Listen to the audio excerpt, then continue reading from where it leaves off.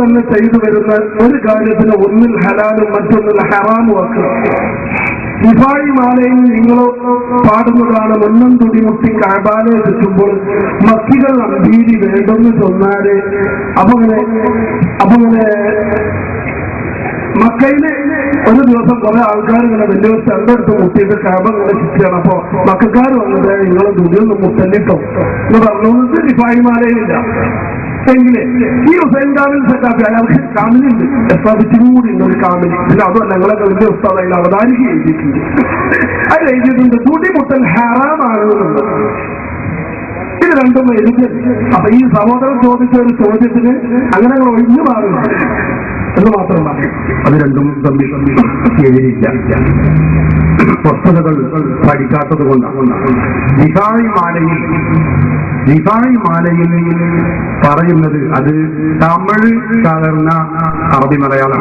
എല്ലാവർക്കും അറിയാം മൊഹിദിമാല റിഫായി മാല എന്നൊക്കെ പറഞ്ഞാൽ പൊളിയൊന്നും കൂടാതെ കളയാതെ കൊന്നവർക്ക് എന്നൊക്കെയുള്ള പൊളി കിളിയിലൊക്കെ പറയുന്ന ശൈലിയാണ്.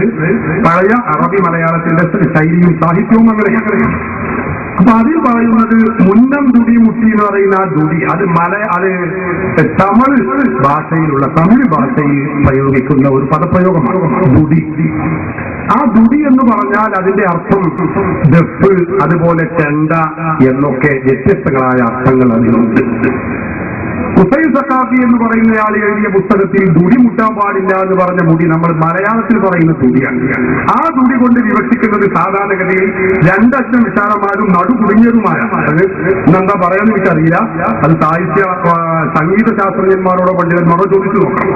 ആ ദുടിയാണ്, അത് കിതാബിലൊക്കെ പറഞ്ഞതാണ്.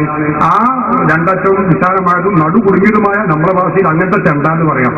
അതിൽ പറയുന്ന ഒരു പ്രയോഗമാണ് ദുടി. അത് മലയാള ഭാഷയിലുള്ള പ്രയോഗമാണ്. അത് പാടില്ലാത്തതാണ്. അപ്പൊ പാടില്ലാത്ത ആ ദുടി റിഫായ് ചെയ്ത് മുസ്ലാന്ന് ഉറപ്പാണ്. അപ്പൊ റിഫായ് ചെയ്ത് മുത്തിയ ദുടിയതാ അത് ദഫാണ്.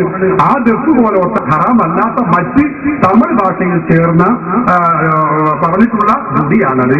അപ്പോ ഹറാമായതേതോ അത് മൊഹിദ്ദീൻ ചെയ്ത് അല്ല റിഫായ് ചെയ്ത് മുത്തിയിട്ടില്ല, മുത്തിയതേതോ അത് ഹറാമുമല്ല. ഇത് ചേർത്തിട്ട് മനസ്സിലാക്കാനുള്ള വകതിരിവ് നമുക്കുണ്ടായാൽ ഒരു പ്രശ്നവും ഇവിടെ ഉണ്ടാവുകയില്ല. ഏത് മുത്തിയാലും ഡൊമ്പില്ല ഒറ്റ തന്നെ ഉണ്ടാവുള്ളൂ. അല്ല ഒറ്റ